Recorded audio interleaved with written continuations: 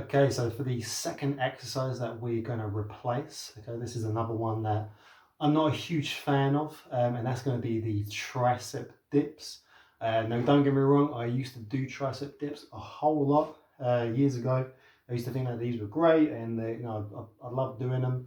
But then, as I've learned more about anatomy and I learned more about kinesiology, and how we and biomechanics, how we move, I soon realised that these probably aren't the best thing for people to do, just for everyone, especially again for anyone with those upper body dysfunction or anyone with that kind of upper cross syndrome or upper body dysfunction, any shoulder issues or or neck issues or issues in the upper spine. Again, not the best thing. Again, if we go back to that overhead squat assessment, we know that those upper body signs are going to be with the arms falling. So again, the arms will start to, we drop into that squat and those arms fall down, and also those shoulders start to elevate as well. So let's just keep that in the back of our mind.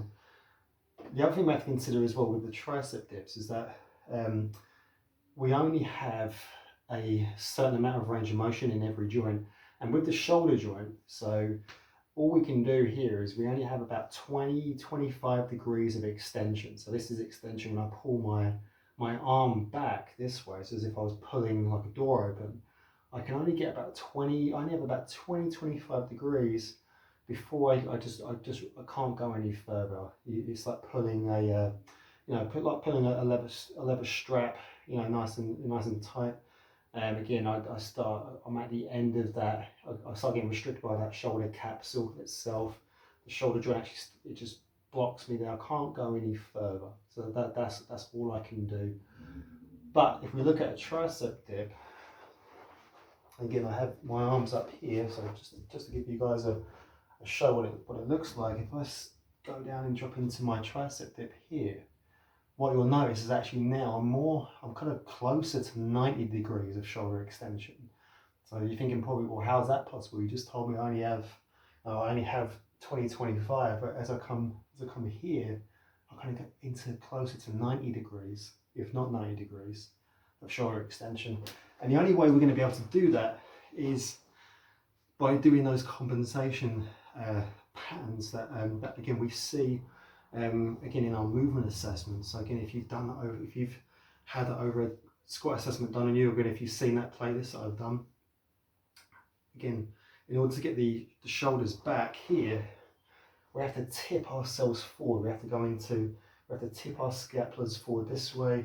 We have to kind of almost like move our head a little bit this way. And we start getting that rounded shoulder appearance, because again, in order to make room, because essentially we've run out of room at our shoulder joint, so we have to compensate by going into that rounded shoulder appearance in order to get those elbows back further. Again, my big question there is why? What's the point? All we're going to do doing that is just majorly increase our risk of injury. Is there not anything better that we could do that would work the same muscle groups? Can we do better than tricep dips? And the answer is absolutely yeah, we can. We can do a very similar. We can do a different movement pattern that works, if not pretty much all the same muscle groups, exactly the same muscles, without the compensation of hyperextending through the shoulder joint and with those additional compensation patterns. And all that is a modified press up. So again, if I just move these chairs out of the way, you guys can see what I'm going to do there.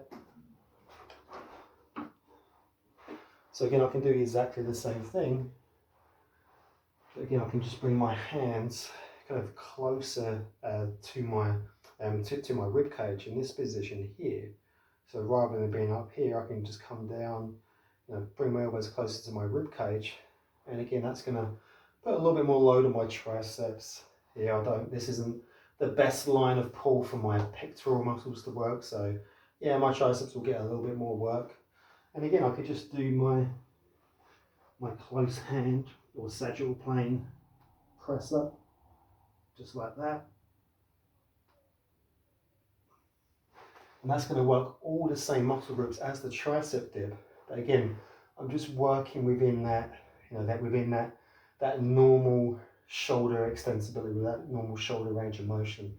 I'm not going beyond that 20-25 degrees because again, I've got the ground blocking me, so I can't go any further. So nothing's forcing me to do that. And again, I'm not getting any of those additional compensation patterns. I'm not getting that rounded shoulder appearance, that forward head position. I'm not getting any of that. Why not just do that instead? So we can just put the tricep dips to one side. Let's do those instead.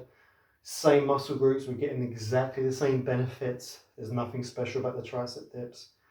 Getting exactly the same benefits.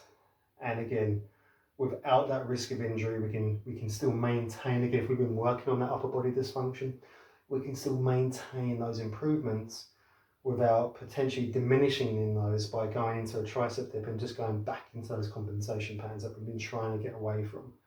So again, tricep dips, put them on the side, let's replace them with a close hand press up. That would be a better alternative for that movement.